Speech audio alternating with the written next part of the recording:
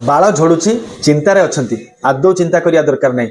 Video आरंभ करने पूर्व जो मैंने मो चैनल रे नुआ आछंती दयाकोरी सब्सक्राइब करके जातु एमती सब अजणा कथा जानिया पई।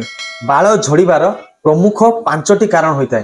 प्रथम कारणटी होची आपणकर खाद्य, द्वितीय कारण होची आपणकर स्ट्रेस अनिद्रा, तृतीय कारण होची मुंडरे डेंड्रफ हवा, चतुर्थ कारण होची पानी, पंचम कारण होची वंशगत बा जेनेटिक।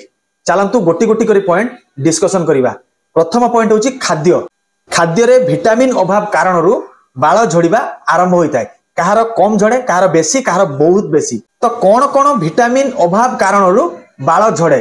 प्रथमे होची विटामिन डी, तापर होची विटामिन B12, तापर होची बायोटिन एवं फ्लोरेट। यह सहित विटामिन ए, सी, जिंक ए सब अभाव हेले आपनकर बाल झड़ीबो। तापई आपण माने एई सब विटामिन युक्त थिबा खाद्य को सेवन करंतु, बाल झड़ीबा कमी जिवो। द्वितीय कारणटा होची स्ट्रेस आउ अनिद्रा। जदि आपण माने अधिका सब बेले स्ट्रेस नेबे, राति रे ठीक से निद आपनकर कंप्लीट हबो नाही, ताहले भी बाल झड़ीबो। देखंतु गोटे कथा, बेसी स्ट्रेस नै कि किछि लाभ नाही। जहा हबार अछि हबो, जा हेई आइछि जा आगु को हबार थिबो ता तो निश्चय हबो।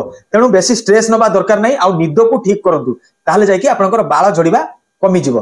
तापरे होची आपनकर डेंड्रफ। जदि बाल सबु बेले सुखिला बा ड्राई रुहे, ताले मुंडरे डेंड्रफ होबा स्टार्ट हबो। आ डेंड्रफ होबा थरे स्टार्ट होबा माने आपनकर बाल झड़ीबा आरंभ होबाटा थय। तार प्रतिकार होची आपण माने मुंडरे नियमित भाबरे तेल लगांतु, ताहले जाय कि बाल झड़ीबा कमी जिवो। 4 नंबर पॉइंट होची पानी। पानी द्वारा बहुत लोकंकर बाल झड़ीबा आरंभ हुए, धीरे धीरे आरंभ होई बहु मात्रा रे झड़ीबा स्टार्ट हो जाए।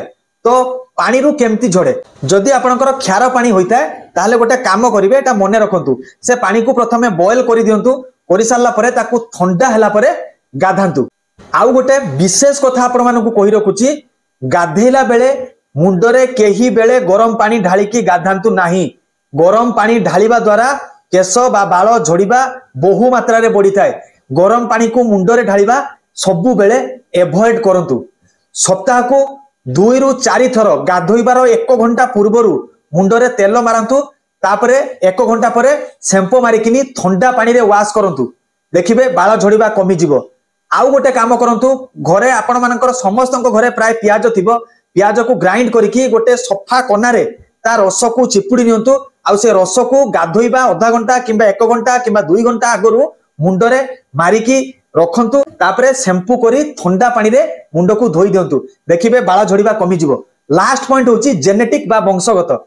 जेनेटिक आ वंशगत प्रॉब्लम जहार भी अछि, से आपण जहा भी कले झड़ीबो। काहेकि एटा आपनकर वंशगत रोग।